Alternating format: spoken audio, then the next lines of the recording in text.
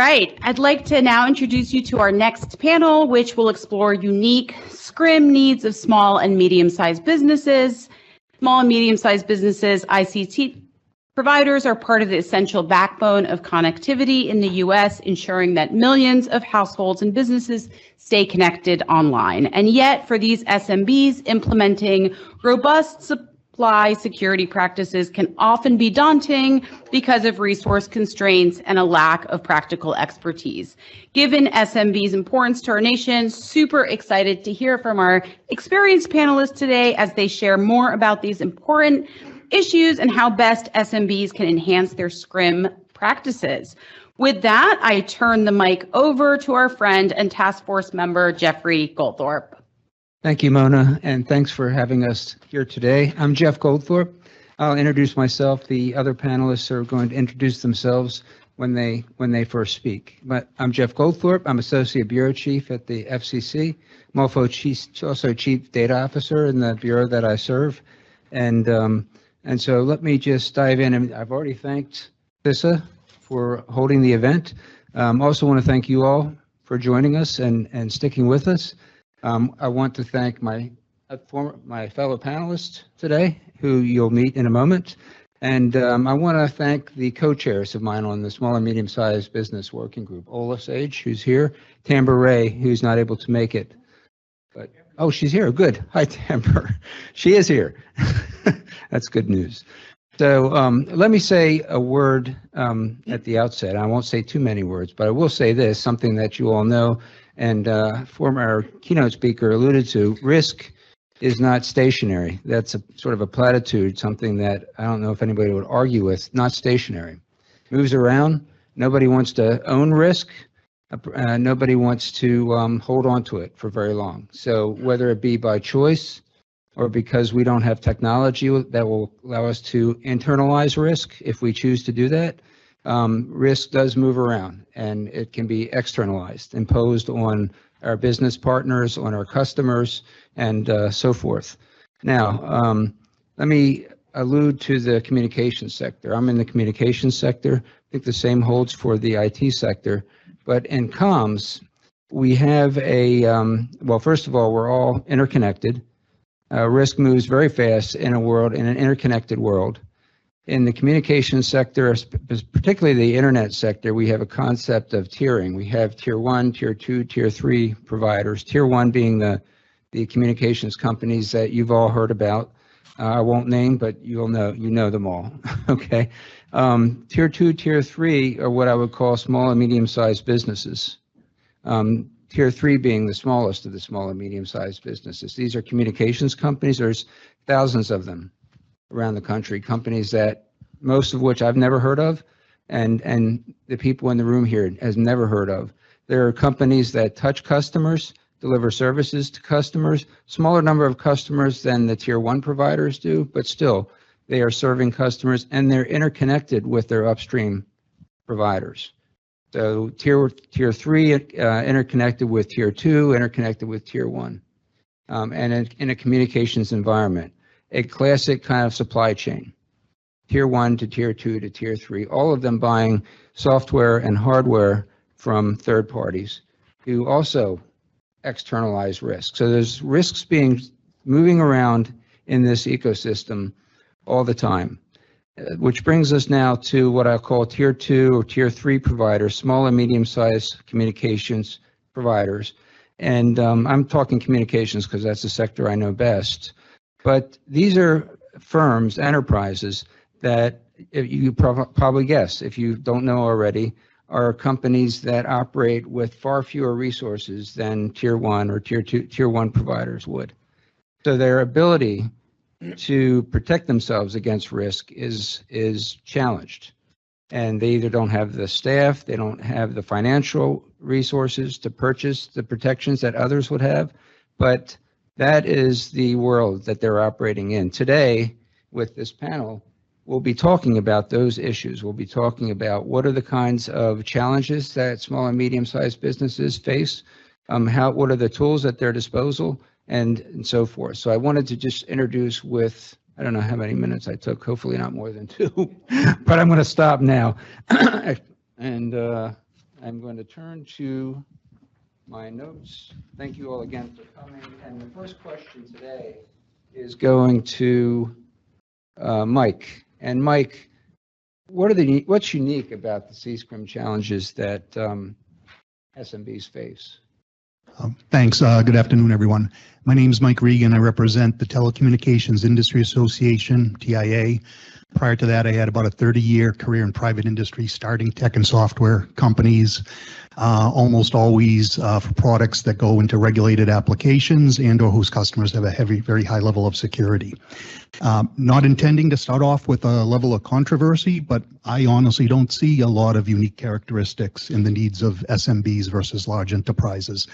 I think the likelihood that you are the target of an attack is how attractive you are in the target of an attack. If you're a small or medium-sized business that's operating and controlling sensitive data, financial information, delivering products or services that go into critical applications, you are every bit as likely to be a target as a large enterprise would be. I unfortunately have direct personal experience of that. Right now, I think I have 5 concurrent active subscriptions to LifeLock. For companies that I do business with, having been breached, leaked my private data, and I thank them for that. And that goes everything from a very small local credit union all the way up to Charles Schwab brokerage and everything in between. So I think the potential for an attack is consistent across the board. A willingness, ability to afford improvements, I think, is the big question around SMBs. Thanks, Mike. Next, Ola. How should SMBs manage the unique SCRM risks that they're facing? Oh, is this on? Oh, yeah. Okay. So I'm Ola Sage. I'm the founder and CEO of CyberRx, which is a cybersecurity risk and compliance company. And honestly, for the purpose of this audience, we are one big experiment because we're also a CMMC authorized, a third-party authorized assessment organization, and that is DoD's way of trying to deal with some of their SCRM challenges. So we're really in that what I would call, experimental phase right now. But delighted to be here. I agree with my esteemed panel, Mike, in terms of potential and probability, and that SMBs are not that different in terms of bad actors wanting to compromise us. But I do think that we do have, I don't know whether we want to call them unique or special, et cetera, but we sometimes are challenged with not having the same leverage or influence as some of our larger partners when we do have some of these challenges. And so, to answer your question specifically, how can we manage unique SCRM challenges? I tend to like to think in alliterations of 3. It just helps me keep things straight. But I would say it starts with just prioritizing what's important to us, whether it's our critical suppliers, whether it's our systems, technology, et cetera. And then I'm having an actual, the second P is prepare a plan. And actually one of the products that our ICT SCRM SMB working group developed was a guide to help SMBs develop a SCRM plan. And then the third is to actually perform, to actually do something. And that honestly is the hardest, and I think really requires a senior level, whether it's the CEO or something like me, to really drive that through the organization to make it happen, because it's competing with a lot of other priorities. Okay. Thanks, Ola. Jerry, I'm going to turn to you now and ask, what are the most difficult challenges that SMBs face in building a good SCRM plan? Well, first off, I'm Jerry Horton. I'm the Technology and Cybersecurity Director for a small rural telecommunications company that also owns a managed service provider. So I actually see both sides of the issue from IT as well as communications, and I'm one of those tier 3 guys. I'm out on the sharp end of the stick. We're a really small company out in the middle of the country. We service a relatively large geographic area, but very, very few customers live in that geographic area, so very rural. And it brings to mind here the fact that it's not that we face unique challenges, as Mike says. The challenges we face out at the sharp end of the stick are exactly the same challenges that IBM or Verizon or any other major corporation on the planet face. The bad guys want to get what we have, or they want our money, or they want both, or maybe they are ideologues, or maybe they have a political axe to grind. The problem is for us in the small and medium business space is primarily a lack of resources. If you look at most small and to medium businesses, there's a lack of people on the ground who have training or even foundational knowledge of cyber hygiene and risk management techniques. A few tools and guidelines, however, are all that you really need to help you stand up a program. It doesn't have to be brilliant. It's an iterative process, so you can improve this as you go. Once you get the deal is to start left of boom and continuously improve. The great news is that the ICT SCRM group, which I've been a part of now for 5 years, I think that's right, and managed to serve with these fine people, is that this is our opportunity, me out on the sharp end of the stick, telling people at CISA or FCC or, hey, these are our needs. This is what our unique perspective is. And it's allowed us to come together collaboratively, as Tom was saying earlier. It's allowed us to come together and collaboratively create these guidelines, which are terrific tools for us to use. Now, one of the other challenges that we face in small to medium businesses is convincing the managers and the owners that this is actually something that they need. Once again, going back to what Tom says, it's not just about saying you got to do this. You've got to show value and benefit. And that's where the real challenge is. Most small to medium businesses understand risk management from a business perspective very well. They know about their inventory supply. They know about cash flow. They know about profit margins. They know of the risks that face their customers.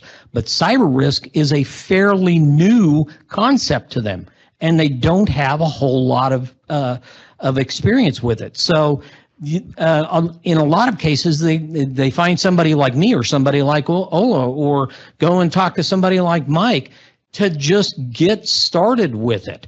The problem is getting started. External supply chain risks are also a huge problem. For us, we buy stuff that's off the shelf. We buy the same products to run our offices that most of you do. So, if I have a problem with a piece of software, I can't go to that manufacturer and say, well, you need to fix this right now.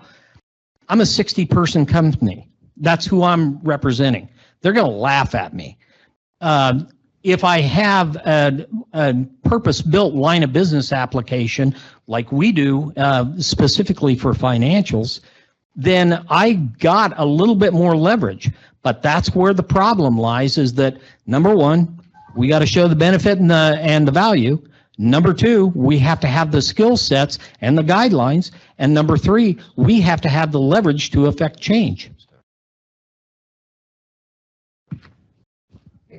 Thank you. I'm going to turn now to focus on the small, medium-sized business community that we're addressing. And so, Jerry, can you think of just a few things, simple things, that you would recommend to an SMB to manage supply chain risk? Then we'll turn to Mike.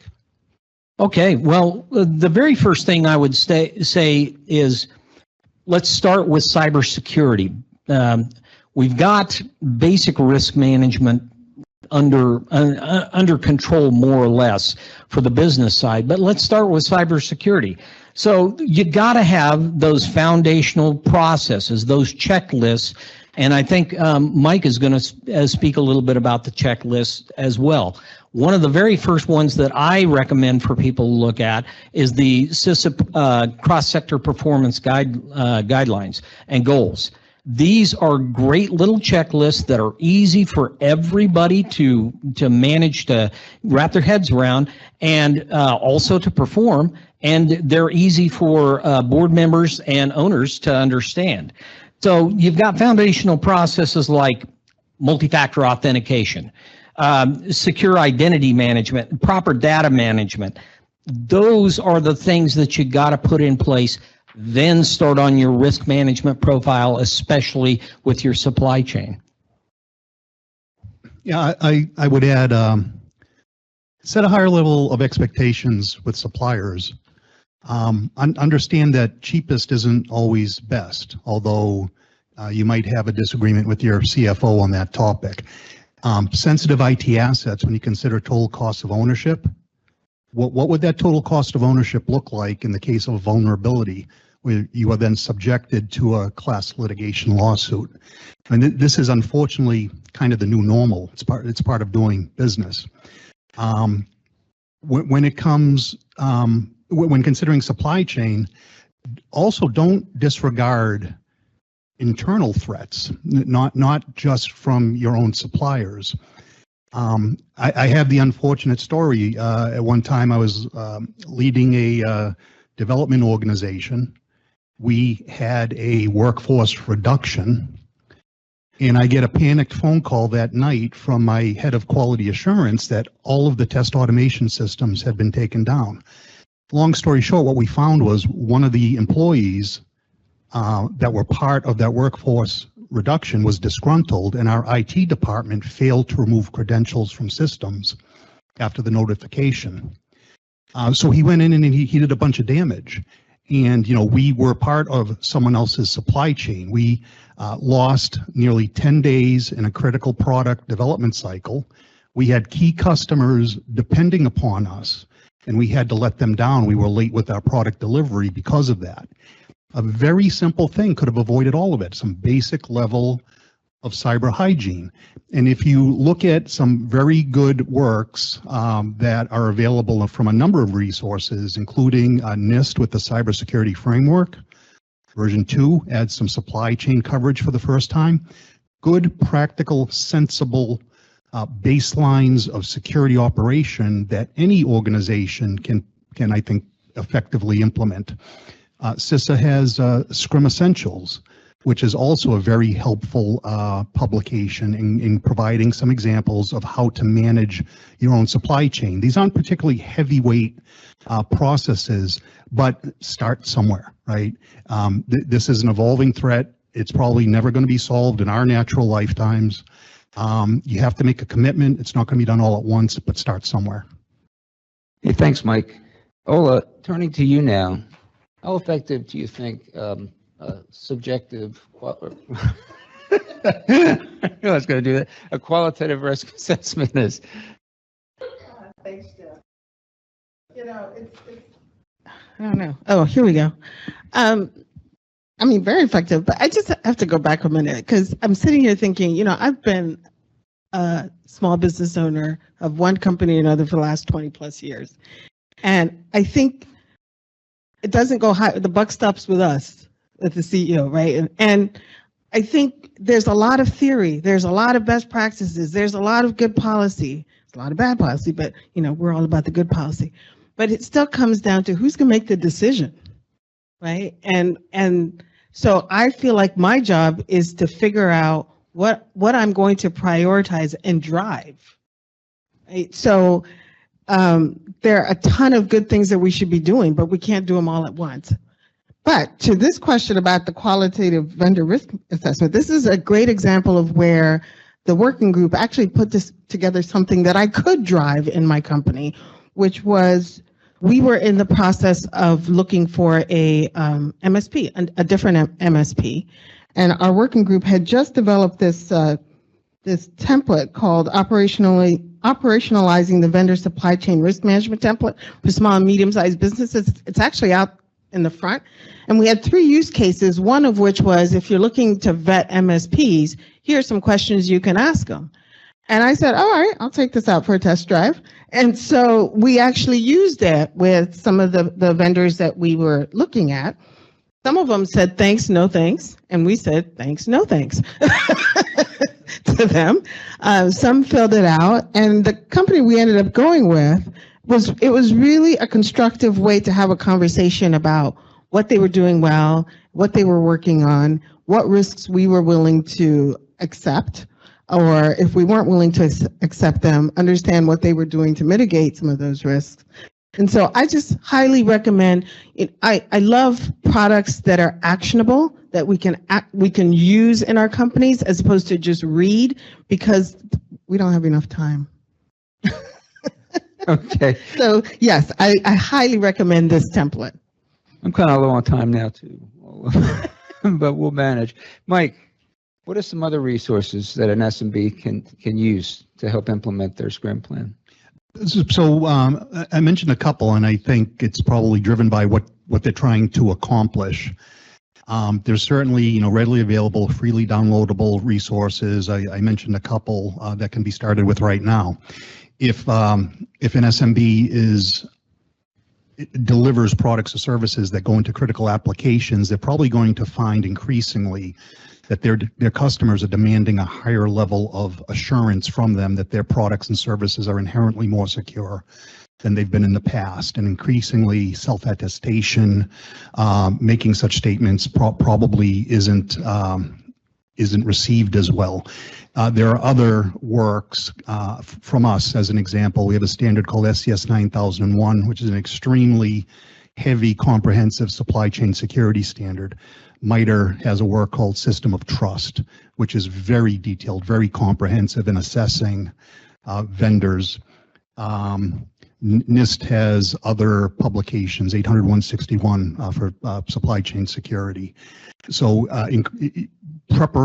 preparation for the demands that will be coming from your own customers and increasing your integrity, the confidence they have in you as a supplier, are things that people may need to start looking at. Thanks, Mike. Ola, you're here with a different perspective. You're an SMB owner. What is your experience with implementing these Scrum plans in your environment? I would say we were late to the game, but we're probably ahead of a lot of other SMBs. One of the products that really helped us was the recent guide that we worked on together as the SMB working group, the ICT Scrum working group, which was a resource guide for developing a resilient Scrum management plan. And we actually used it. In full transparency, it was harder than the very thin document looked. And it takes time. And so again, it's about making that time. I think our challenge is how do we keep all the various elements of the plan, current, active, tested all of the time. And so we're in the middle of kind of figuring that out. Okay. Thanks, Ola. Mike, back to you, then we'll go back to Jerry after we ask this question. Can you give us some examples of categories you might consider including in a Scrum plan, building a Scrum plan? Well, certainly your own IT operational practices is probably top of the list. What is frustrating for all of us is there are certainly exotic attacks that happen that will be very difficult to prevent.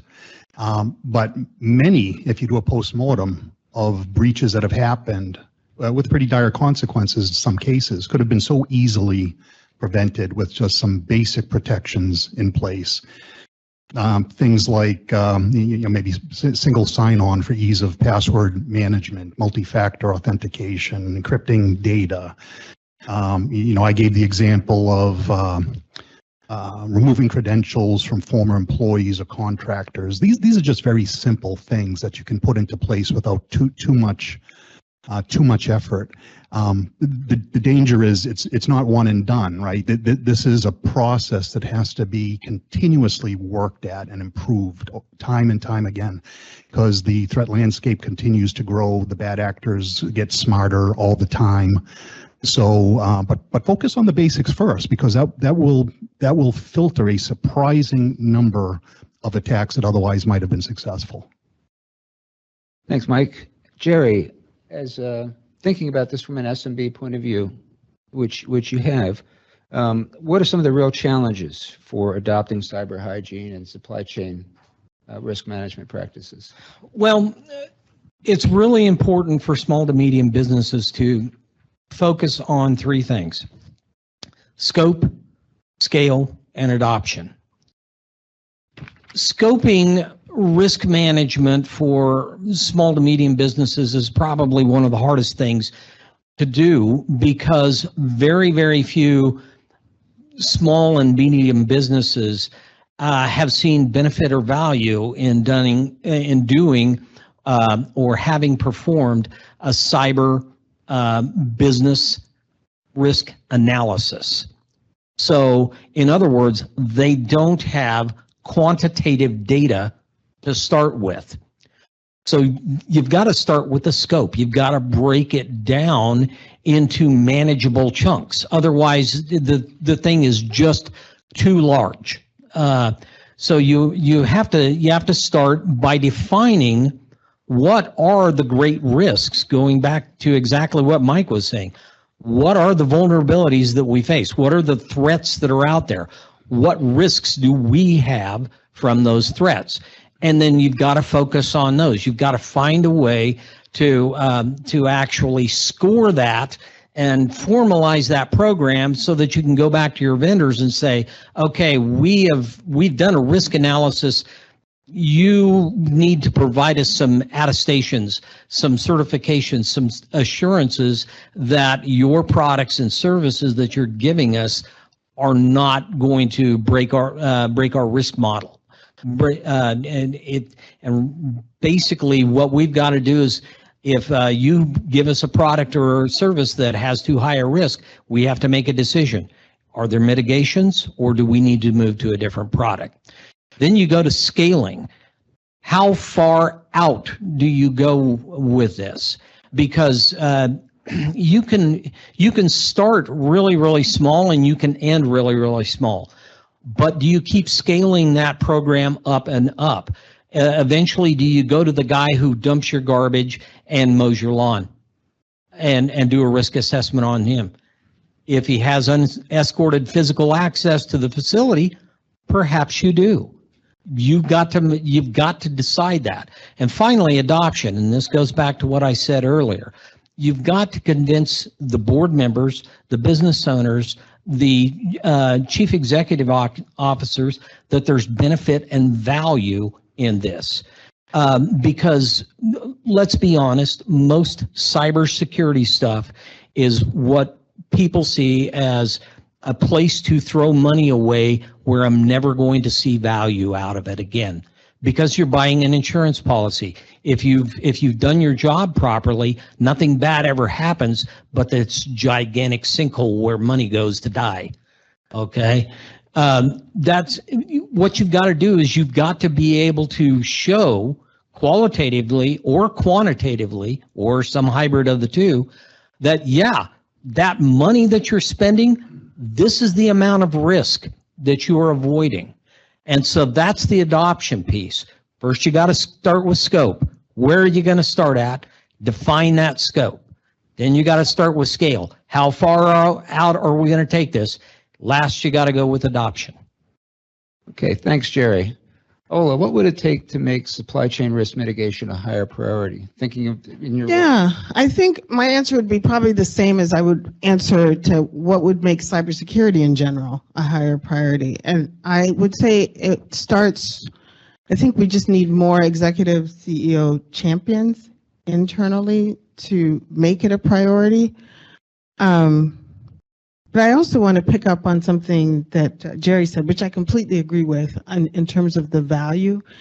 I think every month when I look at our P&L and our financial statements, right, cybersecurity generally tends to be viewed as an expense, right? And so when things are tight, where do we go? We're looking to tighten up, et cetera.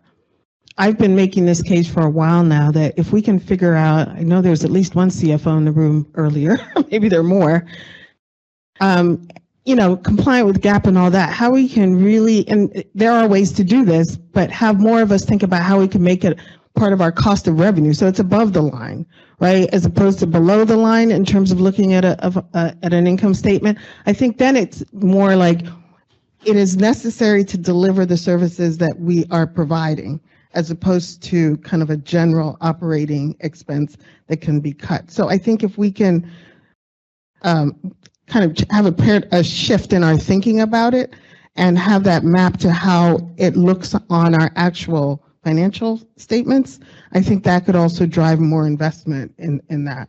And then lastly, just incentivizing. So whether it's through, certain states, like my state of Maryland has tax credits for investing in various cybersecurity products, et cetera, which could be a way to incentivize, things like compliance assessments, et cetera. Those could be used as well to incentivize companies. Okay, thank you, Ola. I think I'm going to turn now to Q&A. Thank the panelists again for being here and being so generous with their time and talent. Anybody from the audience have questions for the panel? Oh.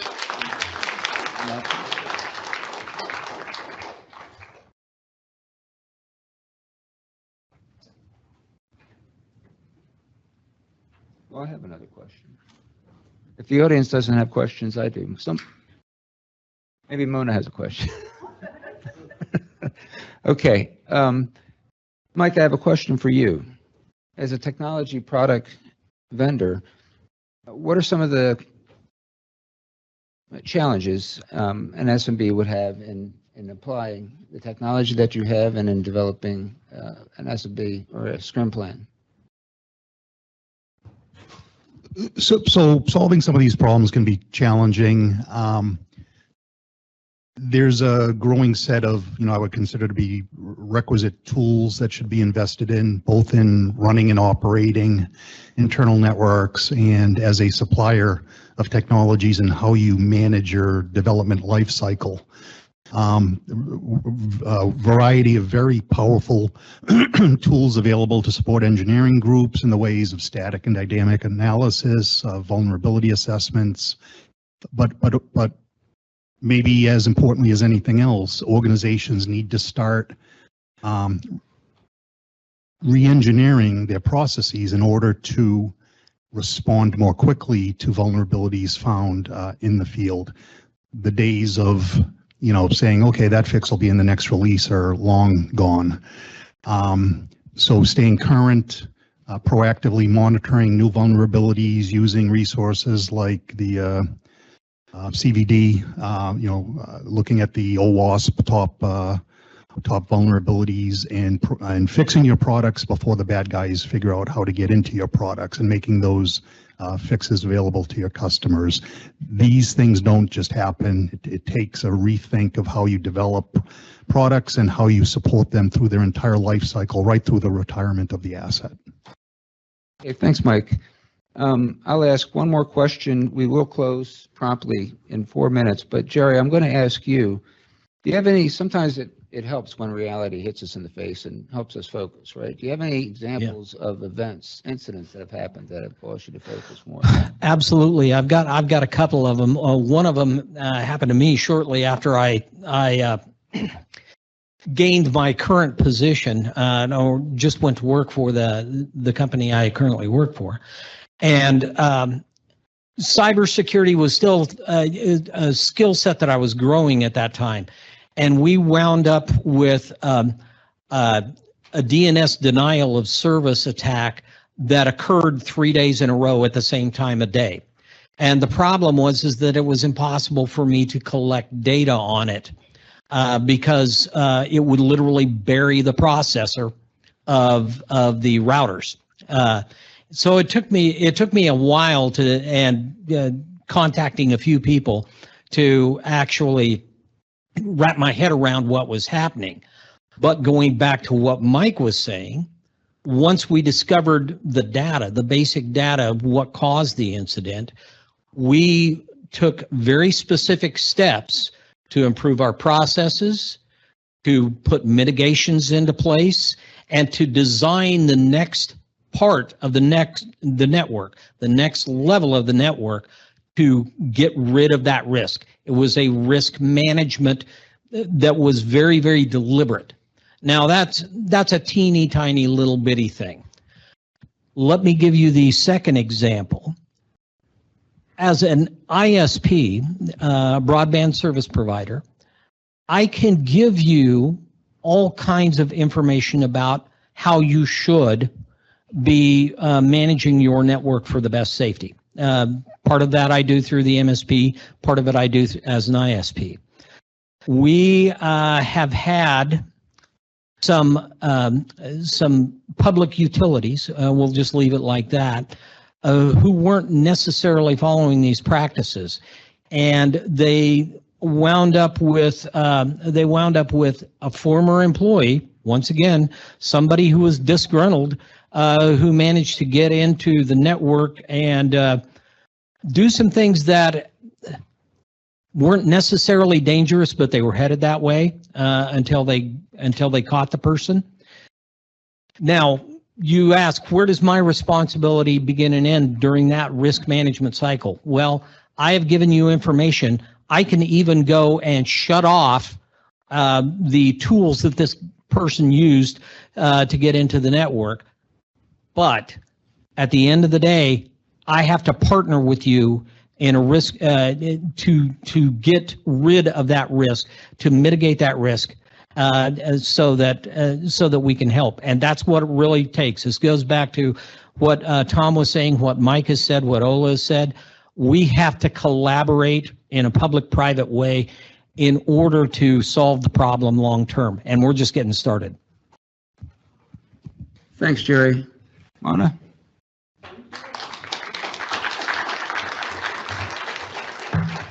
Thank you so much. Really appreciate it, Jeff, Jerry, Ola, Mike. Great job. Very insightful. Thanks so much. We will go ahead now.